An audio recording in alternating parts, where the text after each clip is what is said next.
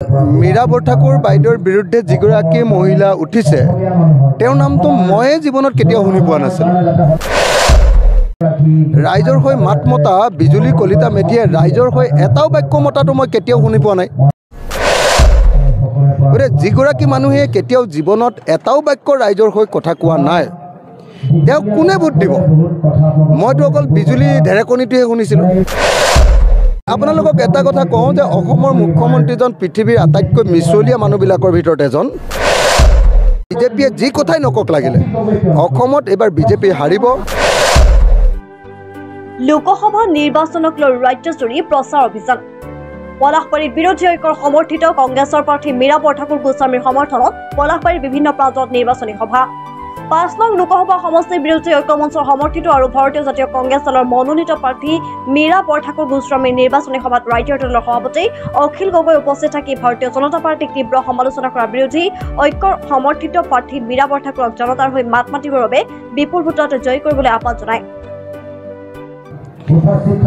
গুৱাহাটী লোকসভা নিৰ্বাচনত গুৱাহাটী সমষ্টিত আমি নিশ্চিতভাৱে মীৰা বৰঠাকুৰ গোস্বামী ডাঙৰীয়ানীক জিকাব পাৰিম বুলি আশা কৰিছোঁ। কাৰণ মীৰা বৰঠাকুৰ বাইদেউৰ বিৰুদ্ধে যিগৰাকী মহিলা উঠিছে তেওঁৰ নামটো মই জীৱনত কেতিয়াও শুনি পোৱা নাছিলোঁ। তেওঁতো কোনো সামাজিক চিনাকি নাই, তেওঁতো ৰাইজৰ কাৰণে কেতিয়াও কোনোদিন কাম কৰা নাই। ৰাইজৰ হৈ মাত মতা বিজুলী কলিতা মেধিয়ে ৰাইজৰ হৈ এটাও বাক্য মতাটো মই কেতিয়াও শুনি পোৱা নাই। গতিকে যিগৰাকী মানুহে কেতিয়াও জীৱনত এটাও বাক্য ৰাইজৰ হৈ কথা কোৱা নাই তেওঁক কোনে ভোট দিব? মইতো অকল বিজুলী ঢেৰেকনিটোহে শুনিছিলোঁ। মইতো বিজুলী কলিতা মেধিৰ নাম কেতিয়াও শুনা নাছিলোঁ। হয়নে নহয় কওক? বিজুলী ঢেৰেকনি শুনিছিলোঁ, বিজুলী ঢেৰেকনিটো অহাই নাই। তো মীৰা বৰঠাকুৰ বাইদেউক আমি দেখিছোঁ যে তেওঁ বিজেপি দলত আছিলে, বিজেপি দলৰ পৰা প্ৰতিবাদ কৰি ওলাই আহিছে, কা আন্দোলনত আছিলে, অসমৰ জাতীয় প্ৰশ্নত মাত মাতিছে, অসমৰ যিকোনো বিপদৰ সময়ত তেওঁ অসমৰ মানুহৰ লগত থাকে। গতিকে নিশ্চিতভাৱে যিকোনো মানুহে মীৰা বৰঠাকুৰ গোস্বামী বাইদেউক ভোট দিয়াটো উচিত বুলি মই ভাবোঁ। আপোনালোকক এটা কথা কওঁ যে অসমৰ মুখ্যমন্ত্ৰীজন পৃথিৱীৰ আটাইতকৈ মিছলীয়া মানুহবিলাকৰ ভিতৰত এজন।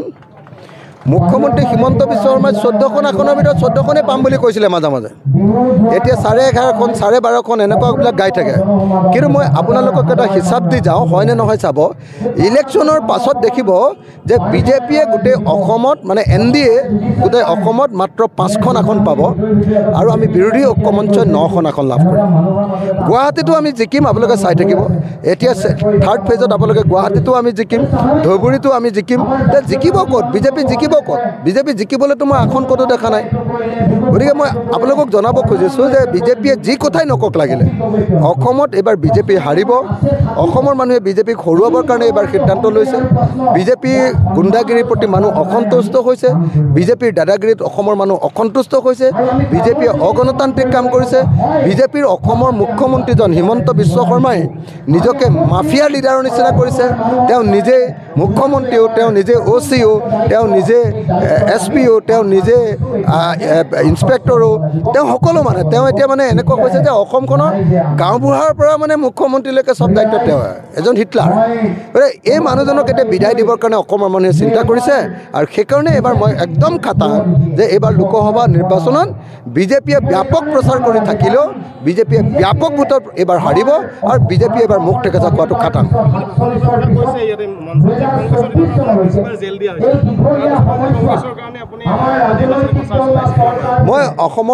মই মানে মোক অসমত মই ৰাইজৰ হৈ কাম কৰি থাকোঁতে মুঠতে 36 বাৰ জেল খাইছোঁ আৰু ইয়াৰ ভিতৰত 20 বাৰ জেল খাইছোঁ কংগ্ৰেছৰ দিনত, 16 বাৰ জেল খাইছোঁ বিজেপিৰ দিনত। এতিয়ালৈকে 36 বাৰ জেল খাইছোঁ। অৰ্থাৎ মই কংগ্ৰেছক ভাল পাই এতিয়া কংগ্ৰেছৰ হৈ নিৰ্বাচনী প্ৰচাৰ কৰিবলৈ অহা নাই। বিজেপিয়ে কংগ্ৰেছতকৈ দেশখন বহুত বেছি বেয়া কৰি পেলাইছে। বিজেপিয়ে আমাৰ দেশখনৰ সংবিধানখনৰ শত্ৰুত পৰিণত হৈছে। বিজেপি আমাৰ দেশৰ গণতান্ত্ৰিক ব্যৱস্থাটোৰ শত্ৰুত পৰিণত হৈছে আৰু বিজেপিয়ে আমাৰ গণতান্ত্ৰিক দেশখনক ভাঙি চিঙি এখন সাম্প্ৰদায়িক মৌলবাদী দেশত পৰিণত কৰিব খুজিছে আৰু আমাৰ বস্তুৰ ইমান মূল্য বৃদ্ধি কৰিছে আৰু আমাৰ সম্পত্তি এনেকৈ বাৰম্বাৰ বিক্ৰী কৰি দিছে যে আমাৰ দেশখনত আমাৰ জনগণৰ অধিকাৰ নাইকিয়া হৈ পৰিছে। তাতকৈও পিছত ডাঙৰ কথা যে ভাৰতৰ মানুহৰ, অসমৰ মানুহৰ যি বাক স্বাধীনতাৰ ওপৰত তেওঁলোকে আক্ৰমণ কৰিছে, মানুহৰ মুখবিলাক চিলাই কৰি দিছে। গতিকে এই মুহূৰ্তত বিজেপিক পৰাজিত কৰাটো প্ৰত্যেকজন মানুহৰে নৈতিক দায়িত্ব।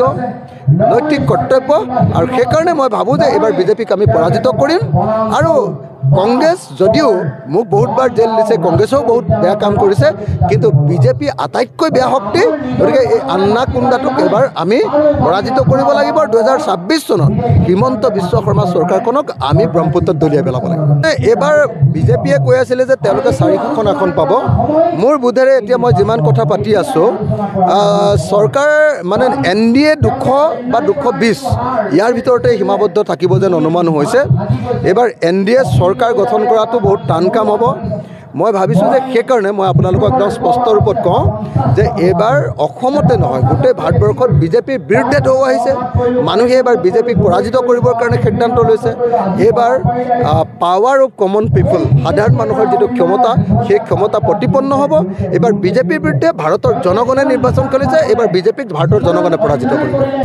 কেজৰিৱালক অন্যায়ভাৱে গ্ৰেপ্তাৰ কৰি ৰাখিছে আমি অনতিবিলম্বে কেজৰিৱালক মুক্ত কৰি দিবৰ কাৰণে দাবী জনাইছোঁ আচলতে আমাৰ বিৰোধী যি ঐক্য মঞ্চ আমাৰ ইণ্ডিয়া গোট সেই ইণ্ডিয়া গোটটোক দুৰ্বল কৰিবৰ কাৰণে কেজৰিৱালক কেনেকৈ গ্ৰেপ্তাৰ কৰি ৰাখিছে মই মোৰ বন্ধু আৰু মুখ্যমন্ত্ৰী দিল্লীৰ মুখ্যমন্ত্ৰী কেজৰিৱালক অনতিবিলম্বে মুক্ত কৰি দিবৰ কাৰণে দাবী উত্থাপন কৰিছে নিউজ ডেস্ক প্ৰটোটাইম digital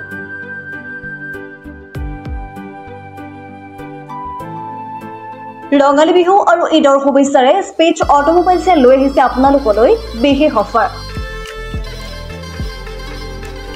minimum documentation quick finance low' down payment with low' ROIৰ সৈতে গ্ৰাহকে লাভ কৰিব 5 লিটাৰকৈ পেট্ৰল ফ্ৰী লগতে ব্লুটুথ হেডফোনছ ফ্ৰী ন্যূনতম সুতৰ হাৰত আৰু কম ডাউন পে'মেণ্টত আপোনাৰ মন পচন্দৰ বাজাজৰ বাইক ক্ৰয় কৰিবলৈ আহক দক্ষিণ কামৰূপৰ মিৰ্জা শান্তিপুৰস্থিত স্পেচ অটোমোবাইলছ আমাৰ ঠিকনা স্পেচ অটোমোবাইলছ নিজেশ্বৰী মন্দিৰ ইণ্ডিয়ান অইল পেট্ৰল পাম্পৰ ওচৰত যোগাযোগৰ নম্বৰ 6008654882 আৰু 6003718097 আৰু 7002673905